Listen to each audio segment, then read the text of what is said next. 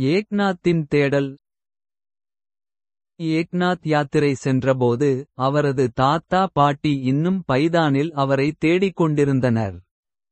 சிறுவயதில் ஏக்நாத்துக்குக் கல்வி கற்பித்த பண்டிட்ஜி சக்ரபாணியையும் அவரது மனைவியையும் தங்கள் பேரனைப் பற்றிய கவலையை பார்க்க முடியவில்லை. எனவே பண்டிட்ஜியே ஏக்நாத்தை கண்டுபிடித்து வீட்டிற்கு அழைத்து வருவதற்காக ஒரு பயணத்தை மேற்கொண்டாள். ஏக்நாத்தின் குழந்தை பருவ முகம், அந்த காலத்தின் விருப்பு வெறுப்புகள் மற்றும் அவரது ஆன்மீக இயல்பு ஆகியவற்றை நினைவில் கொண்டு. ஏக்நாத் ஏதோ ஒரு துறவியுடன் வாழ்ந்து கொண்டிருக்க வேண்டும் என்று பண்டிட்ஜி தனது இதயத்தில் உணர்ந்தார்.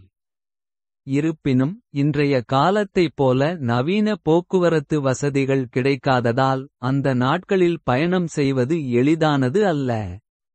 இதுபோன்ற போதிலும் பண்டிட்ஜி எங்கு பயணம் செய்தாலும், அது அவுரங்காபாத் அல்லது காசியாக இருந்தாலும், அவர் நிச்சயமாக ஏக்நாத்தை பற்றி விசாரிப்பார். ஆனால் நிறைய முயற்சிகளுக்குப் பிறகும் ஏக்நாத்தை அவரால் கண்டுபிடிக்க முடியவில்லை. ஒரு நாள் பயணத்தின் போது திடீரென பண்டிட்ஜி ஜனார்தன் சுவாமியின் ஏக்நாத் என்ற சீடரை பற்றி கேள்விப்பட்டார். இதை கேட்டதும் ஜனார்தன் சுவாமி எங்கே இருக்கிறார் என்பதை கண்டுபிடிக்க பண்டிட்ஜி புறப்பட்டார். அந்த நேரத்தில் ஜனார்தன் சுவாமி மக்கள் மத்தியில் பிரபலமாக இருந்ததால் அவரை கண்டுபிடிப்பதில் பண்டிட்ஜிக்கு பெரிய சிரமம் ஏற்படவில்லை. இறுதியாக பண்டிட்ஜி தேவ்கட் அடைந்து ஜனார்தன் சுவாமியை சந்தித்து. ஏக்நாத் 12 வயதில் வீட்டை விட்டு வெளியேறியபோது அவர் யாரிடமும் சொல்லவில்லை என்றும், அவரது வயதான தாத்தா பாட்டி, அதாவது சக்ரபாணி மற்றும் அவரது மனைவி இன்றுவரை ஏக்நாத் வீடு திரும்புவதற்காக காத்திருக்கிறார்கள் என்றும் கூறினார். சரி, ஏக்நாத்தை பைதனுக்கு திருப்பி அனுப்புவோம் என்றார் ஜனார்தன் சுவாமி. ஆனால் பண்டிட்ஜி சக்ரபாணியின் சார்பாக ஜனார்தன் சுவாமியிடம் ஏக்நாத் யாத்திரை முடிந்து பைதனுக்கு திரும்பும்போது அவர் தனது தாத்தா பாட்டியை விட்டு வேறு எங்கும் செல்லக்கூடாது. திருமணம் செய்து கொண்ட பிறகு அவர் தனது தாத்தா பாட்டியுடன் வாழ வேண்டும் என்பதற்காக ஏக்நாத் பெயரில் அத்தகைய அனுமதிக் கடிதத்தை நீங்கள் கொடுங்கள் என்று கேட்டுக்கொண்டார். எதிர்காலத்தை மனதில் கொண்டு ஜனார்தன் சுவாமி அத்தகைய அனுமதிக் கடிதத்தை எழுதி பண்டிட்ஜியிடம் கொடுத்தார். 1560ஆம் ஆண்டு வாக்கில் ஏக்நாத்தின் வாழ்க்கையின் அனைத்து முக்கிய நபர்களும் ஒன்று கூடிய நிகழ்வுக்கு, அதாவது புத்தகத்தின் தொடக்கத்தில் குறிப்பிடப்பட்ட ஜன்மாஷ்டமி கொண்டாட்டத்திற்கு, பண்டிட்ஜிக்கும் ஜனார்தன் சுவாமிக்கும் இடையிலான இந்த சந்திப்புதான் காரணம் என்பதை இப்போது நீங்கள் புரிந்து கொண்டிருக்க வேண்டும்.